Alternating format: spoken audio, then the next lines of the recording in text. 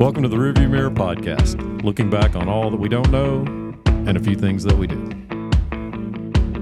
Check. Mic check. Check.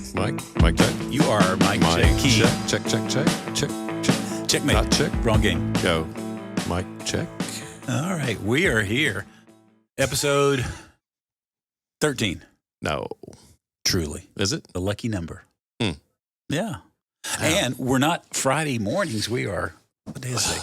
Wednesday afternoon. 5 o'clock somewhere. We were tempted to drink on this podcast. It seems like it might have helped. You weren't really.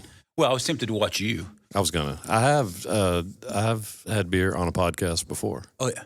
The Bridge. At the Bridge, yeah. Yeah. For those of you listening in who live in the area, that is not the Bridge Community Church in Spring Hill. That would be the Bridge Golf Course, just to be clear. No, yeah. I don't think you need to make that clarification. You never know. I think you do. Okay, all right.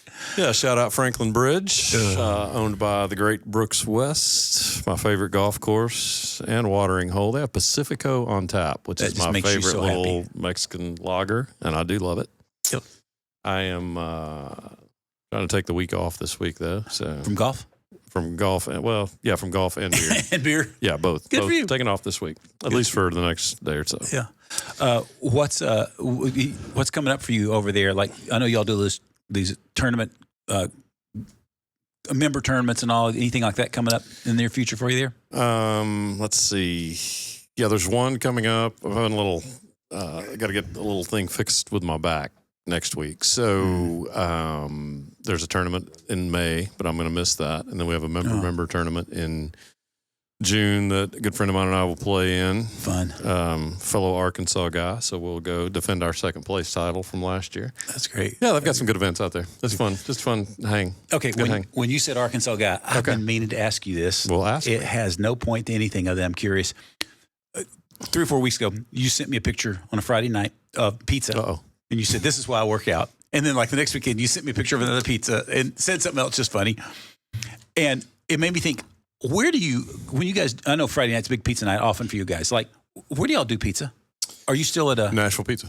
That's the Arkansas connection. That's exactly what I was wondering about. You love those guys. I do. So it's an odd story, but funny and sad and good all at the same time. Growing up, I had a great friend in Little Rock, Wes Alexander. Okay. So Wes and I were best friends for a long time. Rest in peace, my friend. He died a few years ago. Wow.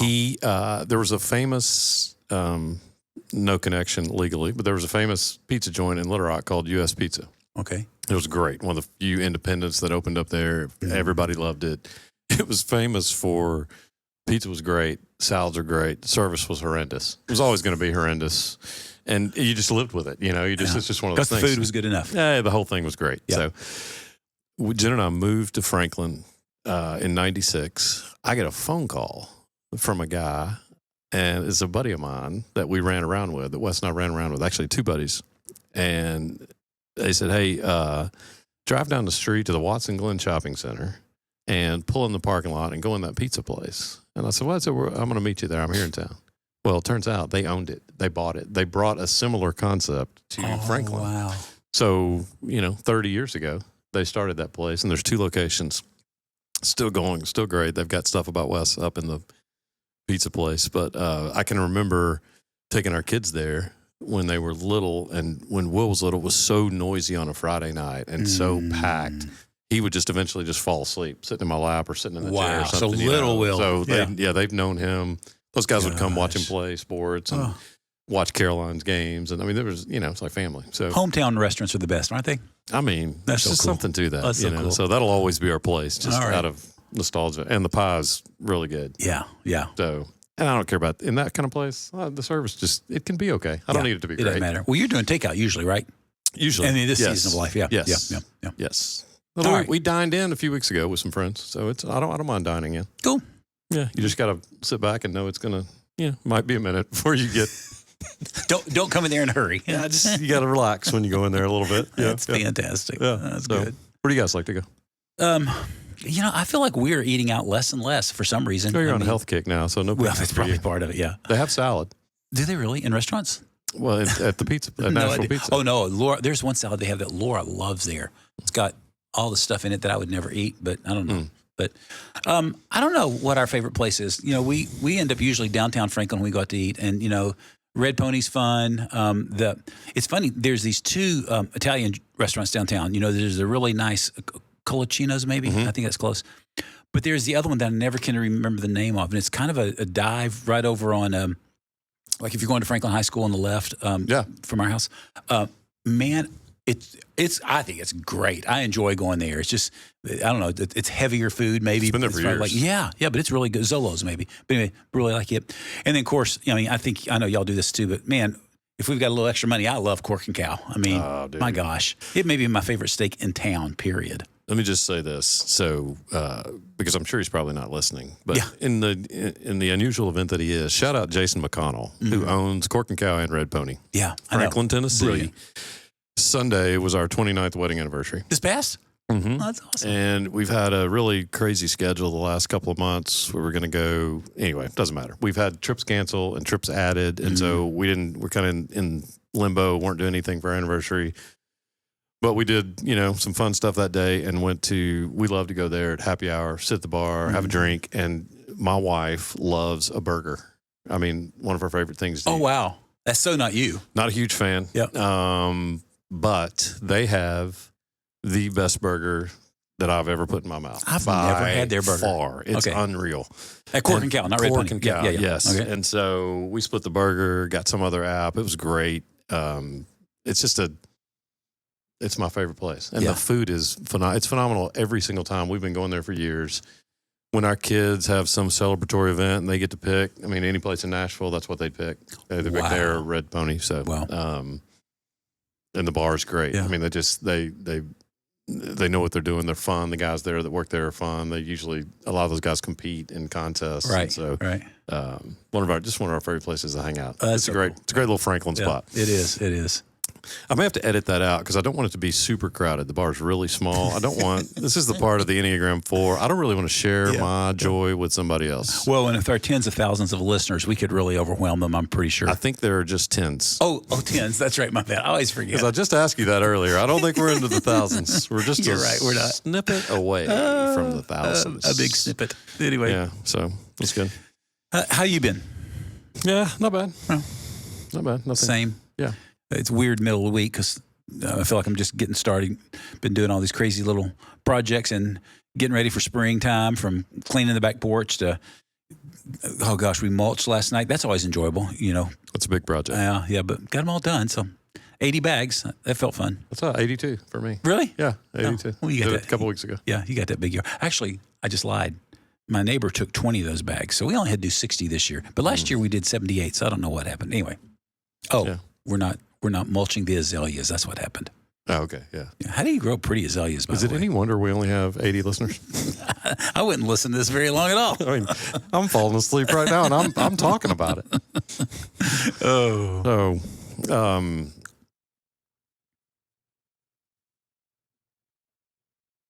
I don't have anything on my mind today necessarily. Yeah. We were talking about a couple of interesting things a few minutes ago. I had lunch with my son today, who's 26, about to be 26. It was fun. When you have lunch, when you interact with somebody in their 20s and 30s and you're in your 50s, the conversation's better. Yeah. You're not talking about ailments or extended family that maybe sick or died, or things that you talk about when you're older. Right. It's just young person conversation. Yeah. Like, what's going on with you, the fun things they did, can playoff Jimmy help the Warriors, what's the start of the major league season. It's just fun, So much more life-giving at one level. Oh my gosh, it's really good. So, but I was thinking about this. My wife's family was in town. We're going to see my family tomorrow. And,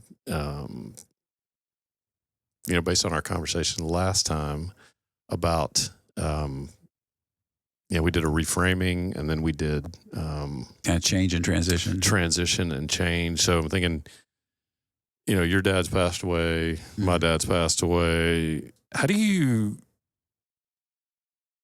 think about parenting? Not parenting, because that's not the right word. We're kind of done parenting. How do what's your relationship like with your adult kids?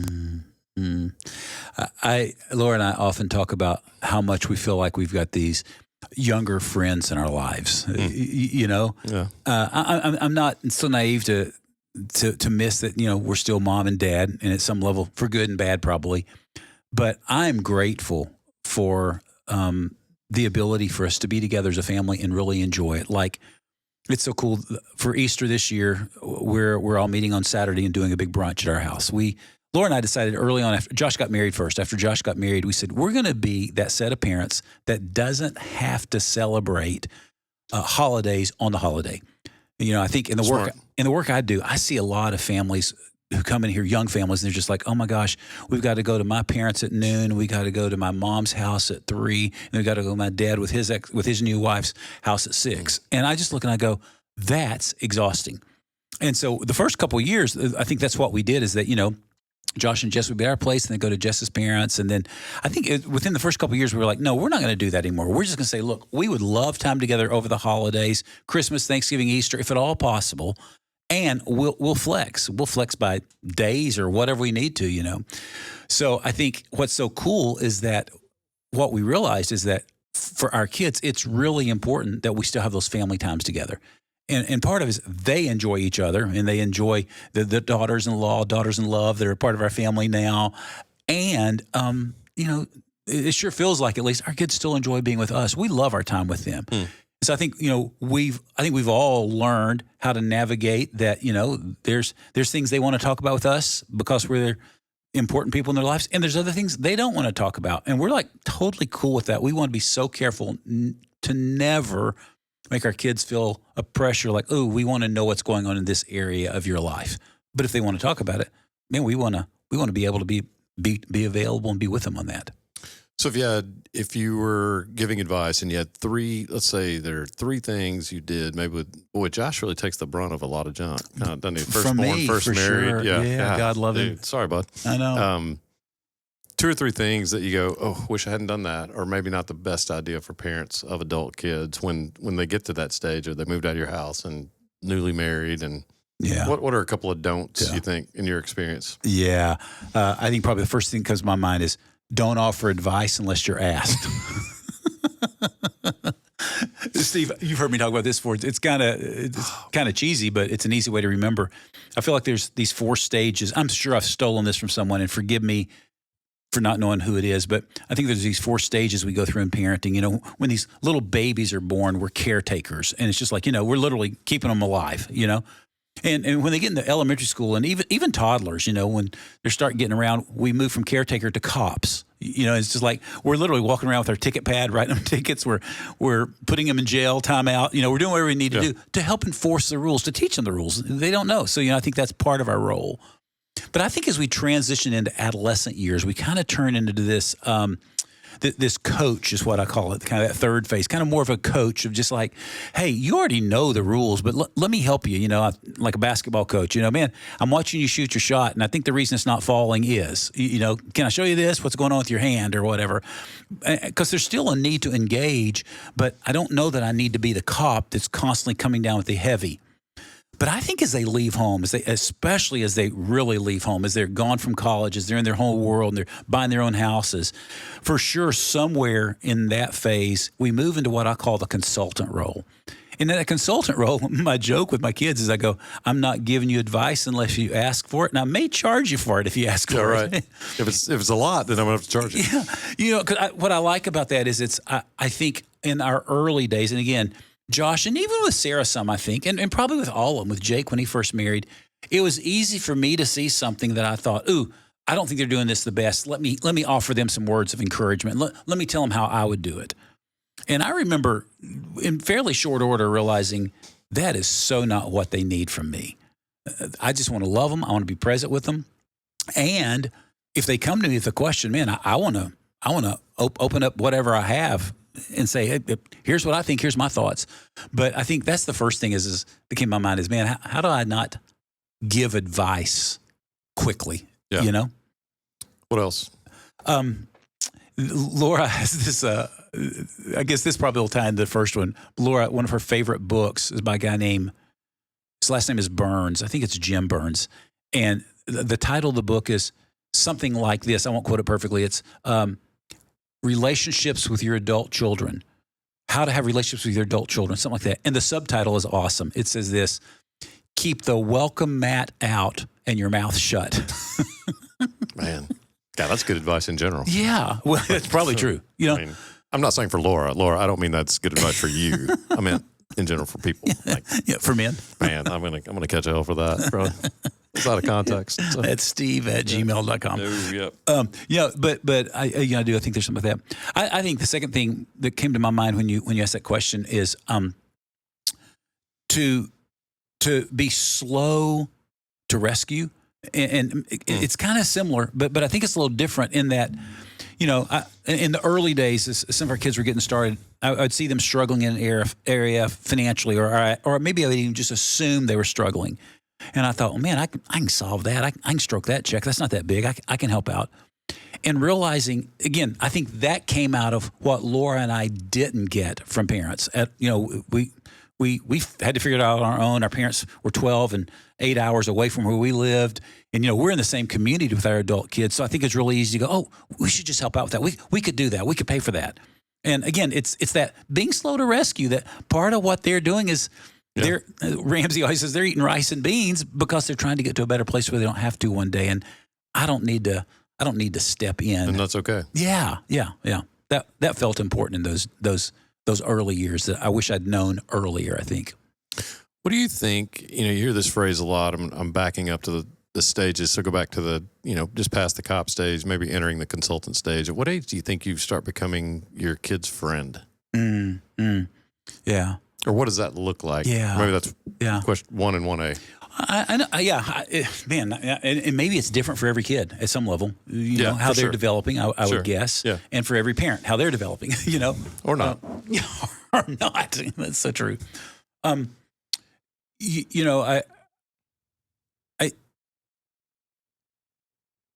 know there's a school of thought out there. I've heard people say this adamantly, even people in authority saying, your job is not to be your child's friend. You're the authority figure. Right. To me, that feels like an extreme. You know, what does friend mean? It means somebody that I like, somebody that I enjoy, somebody I feel safe with. So, gosh, according to that definition, I very much want to be my child's friend from age 2 on. And I'm really aware that in those traffic cop days, there's times when, you know, I remember our middle son, Jacob, looking me in the eyes at 3 years old. I hate you, Daddy. Yeah. You know, it wasn't disrespectful. He just didn't have a vocabulary to say what was really going on with him. So I think there's this friendship thing that's constantly growing at some level. When you ask the question, I think what comes to my mind is I feel like as we get into adulthood, full-blown adulthood, there's and at least in our family, perhaps different than others, there's really become this place to where, you know, I just enjoy being with my adult children. Yeah, right. You know, and I feel like, you know, whether it was Jonathan and I driving cross country during his junior year of college because he had an internship in California, and it was just so fun to do that cross country road trip with him. You know, it felt like you and I could be doing that. You know, or with any of our kids. Sarah, I mean, my gosh, she and I, we could jump on a plane tomorrow and go somewhere, and we would have a blast. If it's a 1-day trip or a 10-day trip, it's just easy with all of our kids. And again, to me, that's that picture of that friendship, is that there's not a sense of power imbalance or posturing or authority that needs to play out. We just enjoy being in the presence of each other. Yeah. I know it's true for me. I think that's exactly where they are too. I would say so. Yeah. And your kids love being at your house. Mm-hmm. And, you know, there's something to say about what you've done to foster that. Mm-hmm. Yeah. Yeah. You mean by apologizing a lot? Yep. Yes, that's what I've done. That's mainly what I mean. Yes. It's true. You said something to us years ago when our kids got to high school and, they would start on this. You said the spring break stuff is coming. Oh yeah. You know, and you said really try to, if any way you can, try to do something as a family. Mm-hmm. You do 2 things. It brings your family closer together, but it also avoids some of the pitfalls early on that can be had in other spring break situations. Not that you can constantly or forever avoid those things, but what we found. Some parents would say, man, my kid just doesn't want to go. Well, Jen took care of that. She's like, hey, this is what we're doing. Yep. So when our kids got, that age, we took some shorter trips, did a little Chicago thing. We did a couple other things. And then we started taking spring break trips. I remember. Y'all were awesome ourselves. And it was all credit to my wife. She just, she said, I'm going to be pretty firm and this is what I want to do. Mm-hmm. And, Our kids still liked us enough at that point where it was, I think they were fine with it, and we tried to make them fun enough where it would be something that they love. But man, those memories of those trips. Yeah. I mean, forget what they didn't, whatever trouble they didn't get into on the spring break trips. I just think much more importantly was the time we got to spend. Right. And that's when I started really thinking, man, I really always loved them, liked them even, but just want to be around them. Yeah. And still, I mean, even, had lunch with Will today. I look forward to that. We laughed. It wasn't a long lunch, but we had a great time. And Caroline and I talk, every other day and text every day. And so it's just I think those are the things when you're in the throes of the cop consultant years, that's what you have to remember. One day they're going to be 25 and 35. Yep. And you're going to want them around. Mm-hmm. So, be firm. Yeah. Be consistent. Yeah. Be calm. Mm-hmm. Don't be an ass. Mm-hmm.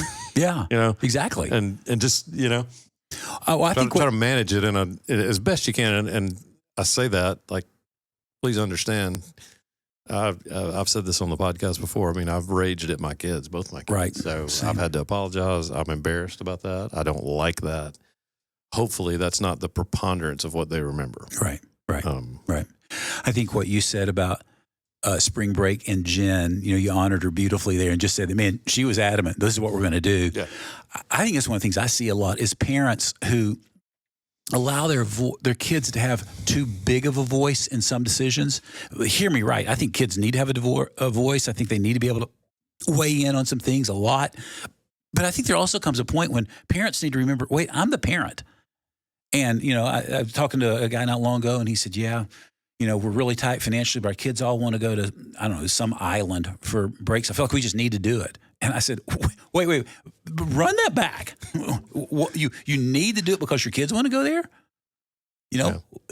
What do you want to do? Well, I just wish we'd go to the mountains and go hiking. Okay, well, what if you tell them, hey, guys, wish we could go to the islands? We can't. We're going to go to the mountains. We're going to go hiking. And let them moan and groan and then go and take away their technology and see what happens.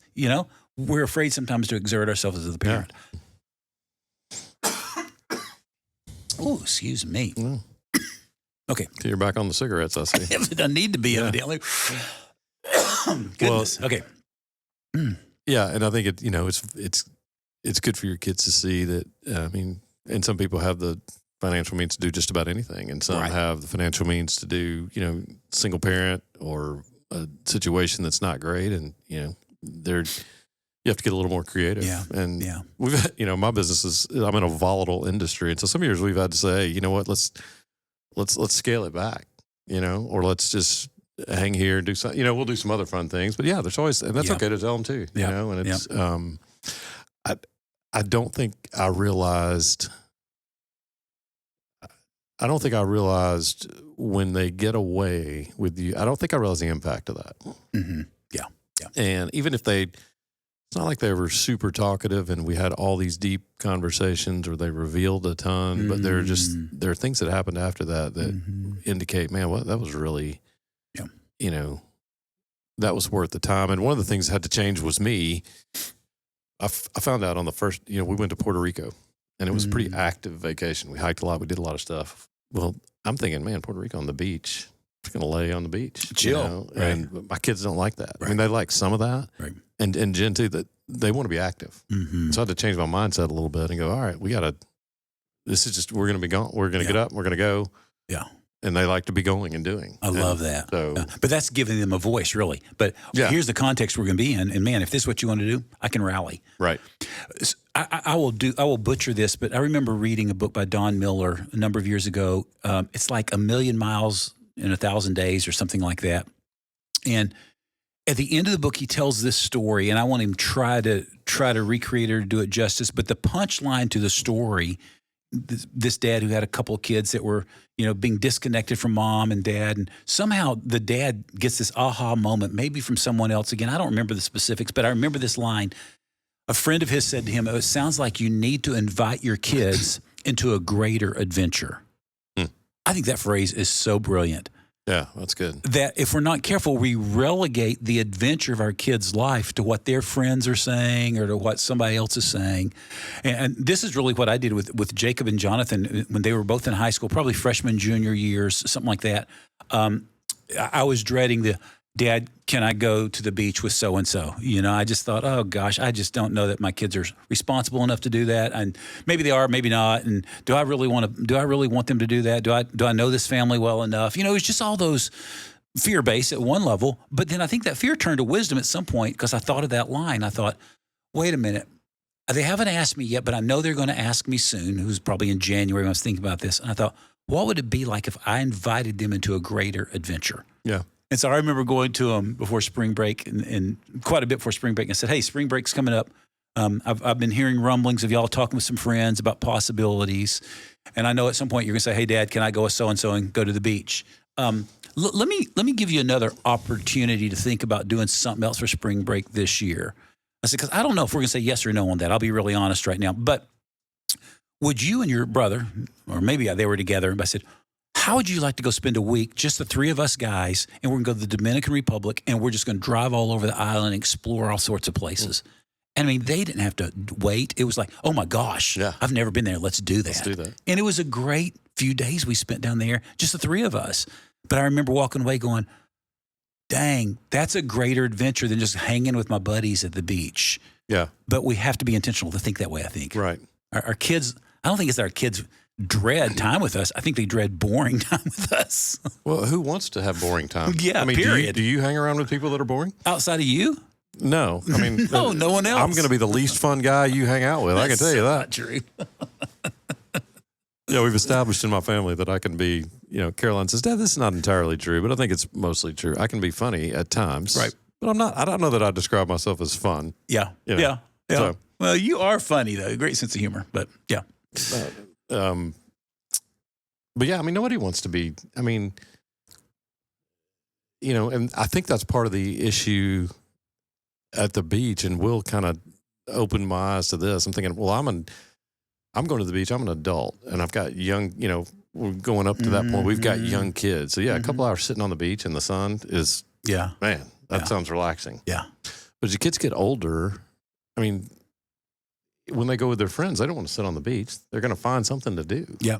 Because they're bored. Yeah. And I would be too. And I get bored, and I don't really want to hang out with boring people, and neither do they. So that's a great point. Yeah. It's, it's not adventurous enough. Right. That's good.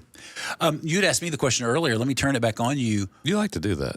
Well, because you ask good questions. Why don't you think of your own question? Okay, I'll work on that. Turning that back on me. I don't want to answer it. If I wanted to answer it, I would have just talked about it. I just wanted to hear your answer to it. Too bad. All right, go ahead. No, I'm kidding. Go ahead. But that question about, I know my kids are a little older than your kids, but still, you got young adults, man. They're out of school, they're out of college, they're building their careers, building their lives. What are the things, where have been any missteps, if any, for you? Or what are the things that you feel like, man, Jen and I did this really well in the launching, the releasing, that continues to create good connection? I think just, I think you hit the nail on the head with the welcome mat and the mouth shut. And we joke, we're pretty open in our family. So, that may have been, I'm sure it's been an adjustment for our daughter-in-law, Zoe, because she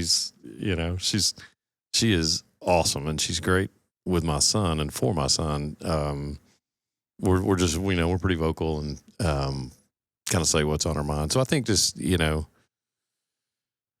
making sure that, she feels welcome, and which I think she knows she is, and that her voice is heard, and really that everybody's voice is heard. And Jen and I don't have to say as much. We don't have to give our opinion all the time. And I think that's true. The advice, if they want it, they'll ask for it. Yeah. Yep. And they're not shy about that. So I think we probably, I don't know, missteps. I'd have to think about that. You probably have to ask them. Yeah. I think not communicating clearly sometimes, and not thinking through expectations that you had of them. Or just that not really I had of them, but just kind of unspoken expectations. Like your parents are gone. Laura's dad lives a long way away. Right. So the grandparent thing is not a thing on your side. Right. For my kids. Right. Right. So but Jen's dad's still alive. My mom's still alive. And so we still see both families a lot, and it's fun. And fortunately, we like both families. Yeah. It's been a real rare thing with the in-laws and all the siblings. And it's just, I'm going to Little Rock tomorrow. I'm looking forward to it, to see everybody. And it's just fun. As the families grow, it gets harder and harder to get everybody together. Right. And so I think there comes a point where you have to kind of give your kids the freedom. Hey, y'all, we're going to do this, try to preserve that larger family gathering, but y'all don't have to come. Right. What a gift. And I don't know that we did that early on super well. And they kind of know that, and everybody's disappointed. But then, I can tell you, when I have grandkids, then they're going to take priority. Yes. And so all that changes, just acknowledging that life and situations and the traditions you had at Christmas 25 years ago, they may have to end at some point. Right. And that's okay. There are new traditions that start. And so just, kind of going back to what we talked about a few weeks ago, sometimes you just don't know what you don't know, or don't know what's coming. So I'm sure we probably didn't handle all that great. Yeah. But, we're early on in it. And I think learning as we go. I think one of the things you said made me think of this.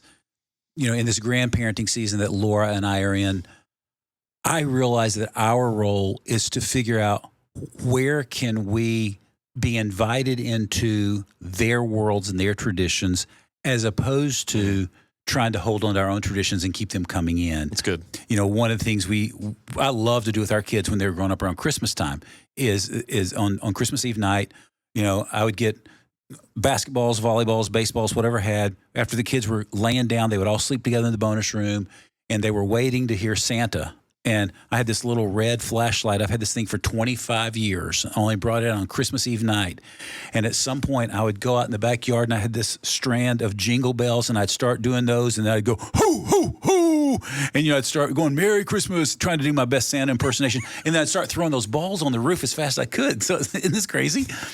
The kids would scream and go crazy, because at some point then the red laser light would go slowly across the bonus room window, and it was Rudolph's nose. Yeah, sure. And they would just scream and go crazy. And of course, each of them started aging out of it, but they all would play the game to keep the younger two or the youngest, excited about it. I love that tradition. I thought it was awesome. So when our kids started having kids, I was like, well, oh my gosh, they're going to have to come spend the night at my house because Santa Claus comes here. Who wouldn't want to be part of this? Nobody, Do you know what I've created here? And then I remember saying to both of them, listen, if y'all want me to come out and do Santa Claus on your roof, And it's funny because there were no takers. And there was probably this little moment of like, well, shoot, I thought that's a pretty cool thing. But then realizing, well, it was a cool thing for our kids, and they loved it. And they're not picking that tradition up. That's okay.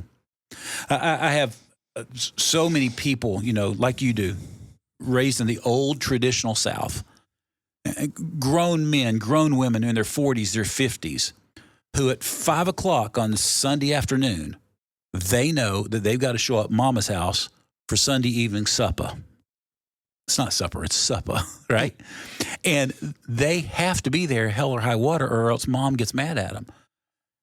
To me, that's just profoundly sad that system is still working that way. Instead of being able to go again, like I was saying, if my kids want me to come and be with them, goodness gracious, then we'll drive. We'll do whatever we need to. I want to be in their world, but I don't want to have an expectation on them that they need to keep my traditions alive in this season of life, Well, I think some of that goes back to transition. Mm-hmm. It does. Good point. Fortunately, my kids love being around both sets of grandparents, and they're in the work world now. So they only get X number of days off. Right. And so that's, you just have to be a little more creative about that. Mm-hmm. And everybody's got to be a little more flexible.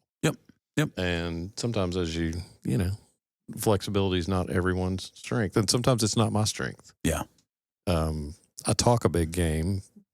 If my wife were here right now, she would say, my day started off so poorly today because I had a really busy day. So I was going to try to get up and get a little exercise in and then some reading. It was good. And my Spotify account wouldn't come on. And, I love music and I don't ever work out without music.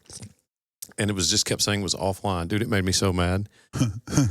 If I would have been home alone, my phone's already broken. And so I'm going to get a new phone. I would have thrown that bleep, bleep, bleep thing across the garage. And I walked in and Jen tried to fix it and didn't work. And so I'm like, I cannot believe this has thrown my morning off like this. Isn't that crazy? Like, it's embarrassing to tell. Yeah. I may edit this out. I'm not even sure I wanted to share this, but it's just, that's so embarrassing. But the lack of flexibility sometimes on, hey, you're all right. It was 20 minutes. It came back on later in the day. You'll be fine. Just, relax. Right. And, right.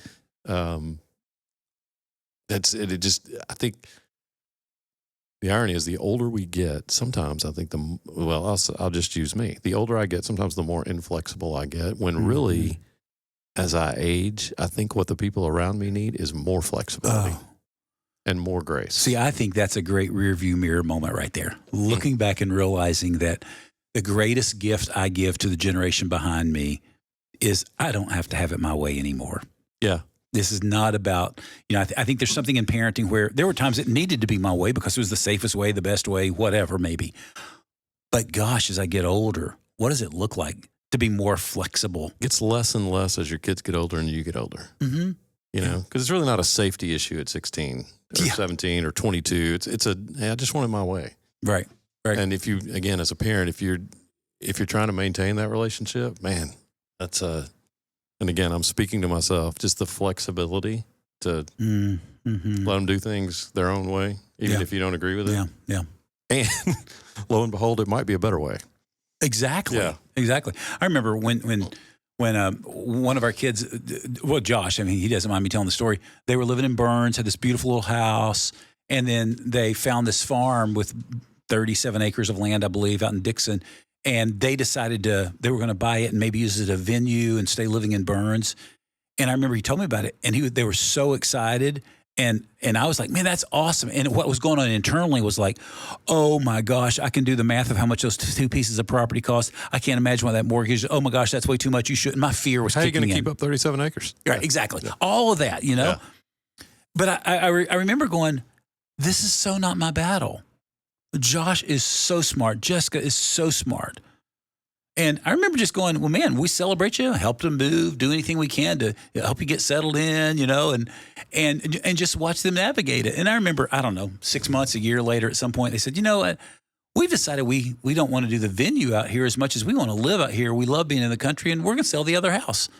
And I remember I was like, oh, well, good for you. And there's this part of me going, oh, winner, chicken dinner, But it wasn't my business. It didn't matter whether or not they could afford it. The reality is they did. They were fine.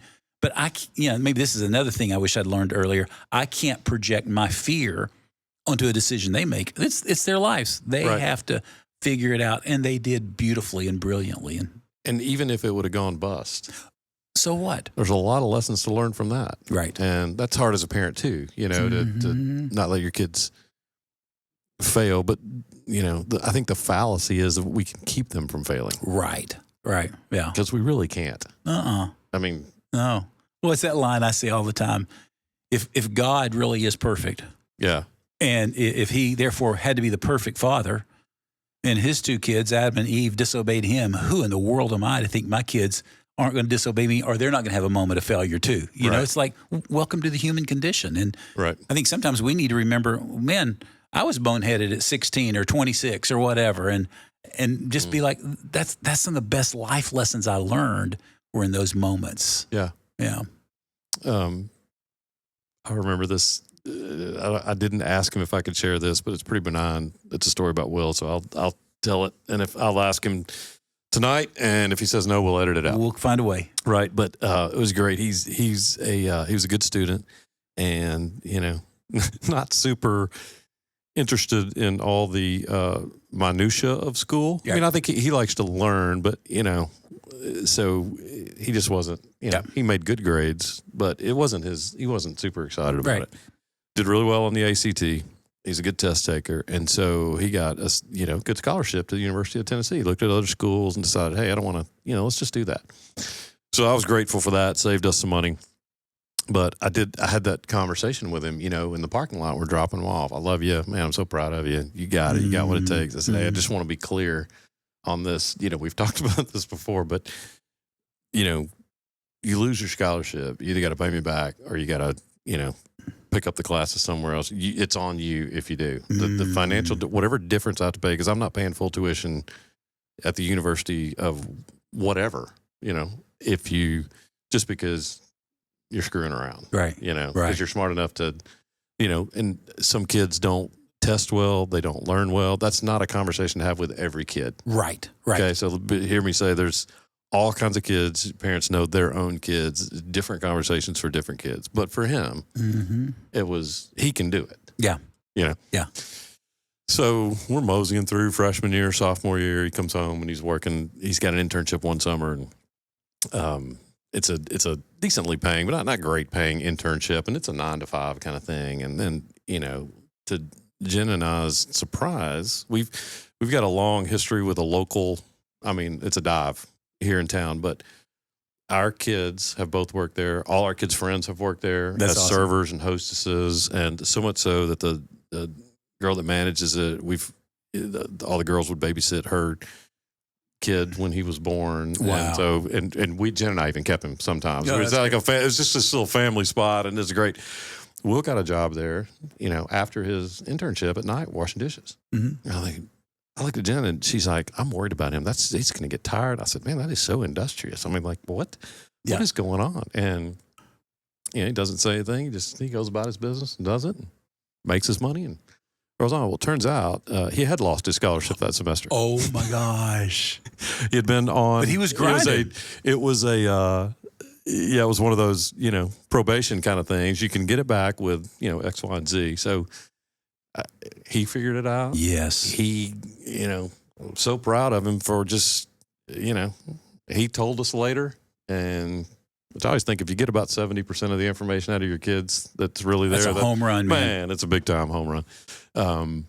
But he did that kind of on his own, and it wasn't industrious for the reasons that I thought, but it was industrious in a different way. Yeah. So and I think that was all. I mean, he learned a ton, and gave us confidence in him, and I don't why he lost it. I don't need to know. Yeah. Yeah. I'm not really super interested in that. I mean, get out with a degree, get a job, Well, I'm going to tell a story on Jonathan, and we'll have the same rule. I'll check in with him tonight, and if it's not okay, we'll edit. Yeah, right. This may be a really short podcast. Right, yeah, it could be. But I remember when Jonathan was in college, college was a challenge for him, not academically at all, but I think just bored out of his brains and trying to figure out he wanted to get on with life, and so he bounced around a little bit. Well, it is like probably 7 or 8 weeks into his senior year. He's down at Mississippi State. He was there all junior year, and he's back.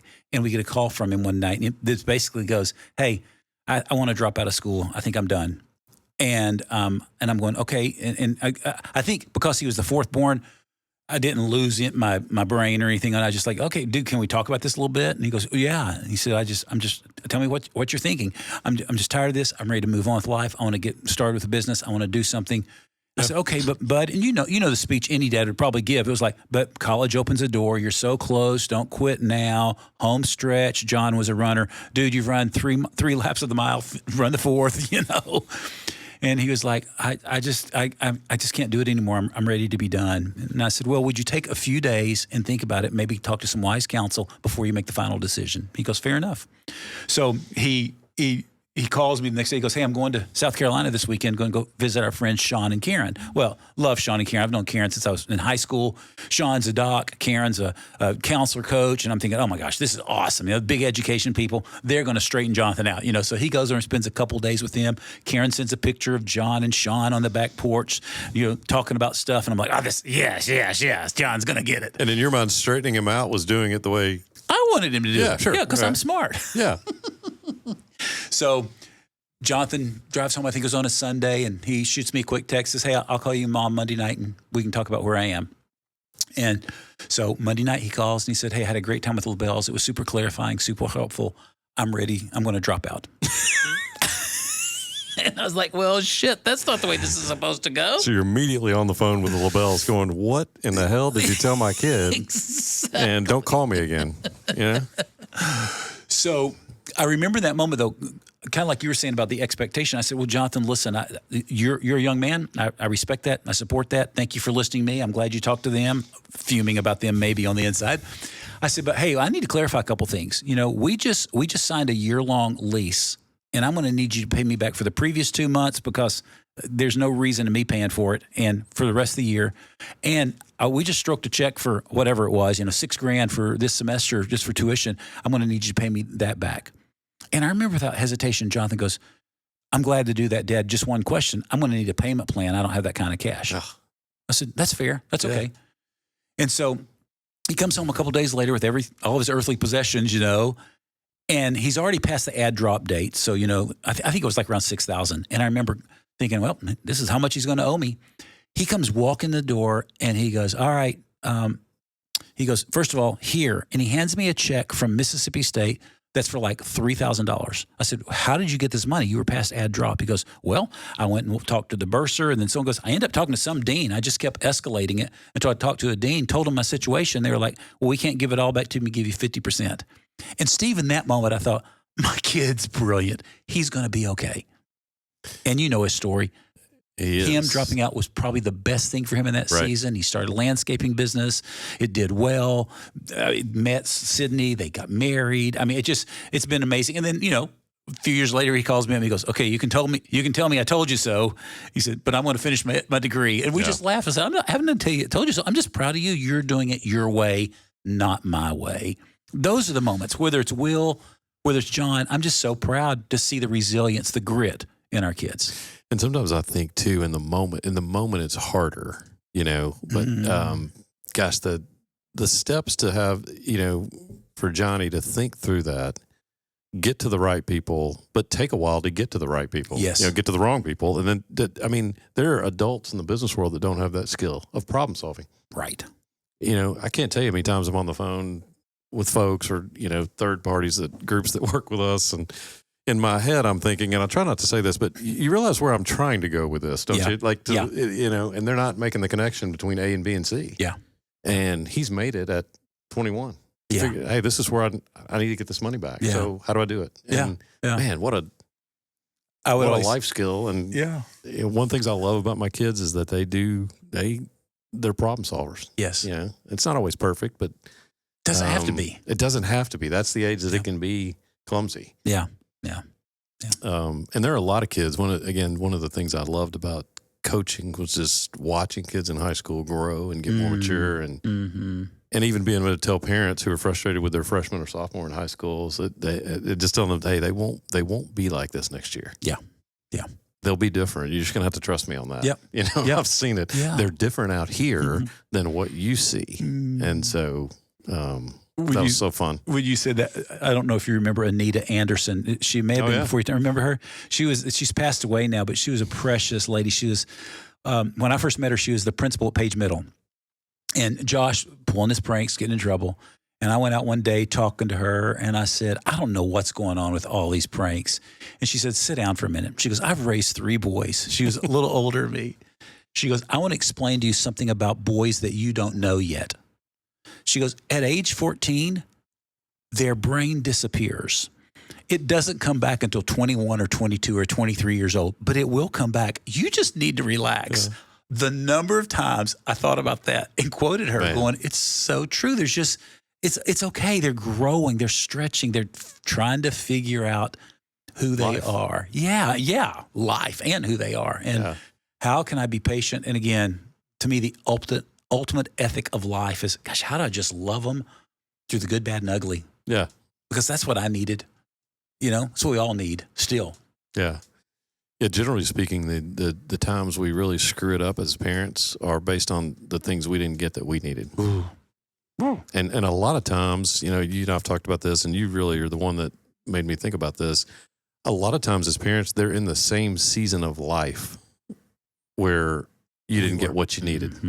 That you have the most struggle, the biggest struggle sometimes with your kids. Yeah. Oh. And just being aware of that is, again, at the risk of beating a drum, you think about it, it's the reason, and I didn't do this as well or as soon as I should have, but I think it's the reason why the best parents are the parents that are dealing with themselves first and then dealing with their kids. I love Dan Allender's book. The title is How Children Raise Parents. I didn't misspeak when I said it, how children raise parents. And the whole point in this book is just going, look, parenting is far more about us learning to deal with our crap so our crap doesn't ooze out all over them. 100%. Yeah. And that so we can remain a calm, a hopeful, a direct presence with them. And, you and I have both shared this. My crap oozed out all over our kids at times because I had not dealt with my own story. So I've said this before. There were times where my 13-year-old would make a stupid mistake, and 2 minutes later, you got two 13-year-olds fighting about it, them and me, and that's so not cool. Yeah. But that's why I have to go, man, what goes on inside of me, and how do I stay present? That's the only parenting book I ever read. It's a great, it was maybe the only one you need. Man, it was my favorite. One of the things I think one of the things he did such a great job with in that is taking away not the emotion of a decision, but really making you think about what decisions are good and what decisions are bad. Yeah. Remember, he gave an example in there about he was trying to finish I think this is generally right. I think he was trying to finish his book. Yep. In his office, and his daughter wanted to spend some time with him doing something. And he said, either way, if I work on my book to the detriment of time with my daughter, the book's going to get done. My publisher's going to be happy. I'm going to make some money. There are advantages to that. And I can probably make up the time with my daughter elsewhere. Yeah. Or if I spend time with my daughter, there are advantages of that and detriment on the other side. And he said, every decision is like that. It's not a this is good, or I'm really good because I do this, or I'm really responsible because I do this, or I'm a great parent because I chose this. Every choice has consequences and benefits. Right. And I think when when Jen and I both read that, and when we started, just kind of thinking about it that way, like you said earlier, I don't know that we feel real great about this decision, so we're going to say no here. Mm-hmm. Kids are mad. That's okay. Yep. Yeah. And what you said last time, I don't know that I'm right about this. Right. His other mantra that he talked about a lot was, generally the best outcome is for your kids to know that they're loved and they can't always get their way. That's the most brilliant part. It was really, yeah. So yeah, that was It's funny. Laura and really I helpful book. We did a parenting conference out in Colorado. We spoke at it a couple weekends ago, and there's this little 2x2 quadrant chart that I will draw to represent that, because how Dan describes that is so brilliant. He says, we come out of the womb asking two questions. Do you love me? Can I always get my way? And it's imperative that we answer the first one. Absolutely, yes, we love you. And positively, no, you can't always get your way. And that's what creates healthy, resilient kids. But there's a tendency to get our answers wrong in one or maybe even both of those categories. We don't do it well all the time. There are other we enter into the other quadrants all the time. All the time. You're not, maybe not loved, but I think there were, kids end up in families that they're not loved and they can't get their way. They're not loved and they can. There are outcomes to that. Yep. But yeah, the more consistently you can stay in that one, I think. That's impressive how you just quoted those two takeaways from that book, dude. That was awesome. A long time ago. It's amazing. And again, if my wife were here, she would laugh. I can tell you the starting lineup for the 1982 world champion, 83 world champion Philadelphia 76ers. Not sure what my first meeting was today. I'd have to think about that for a minute. So, and you and I would be willing to do a parenting conference in Malibu, Colorado. Oh, absolutely. If we were called, just throwing that out there to our 80 listeners. Our new listener in St. Lucia who listened in last week, we're more than glad to come down there and do a parenting conference for you as well. Might not even need to vet that one. We just get on the plane tomorrow? Right. I'd be willing to roll the dice on that. Oh, goodness. Well, to come in here not know what we were talking about, I thoroughly enjoyed talking about this little component of parenting, especially these young adults and adult kids. We've just been talking about our adult kids a lot lately, and we've been interacting with them a lot. Yeah. You know mine, I know yours. Yeah. We're blessed. I mean, we're blessed except for Sarah. I mean, if you keep jacking with my mic, man, what is going on? Just leave it. Sit up straight and you'll be fine. You better be careful. She's got a dark side to her. She's going to come after you one of these nights. Yeah. And she does know where I live. That's a little alarming. All right. Well, we'll look forward to whatever we talk about next week. But as always, great to spend time together. All right.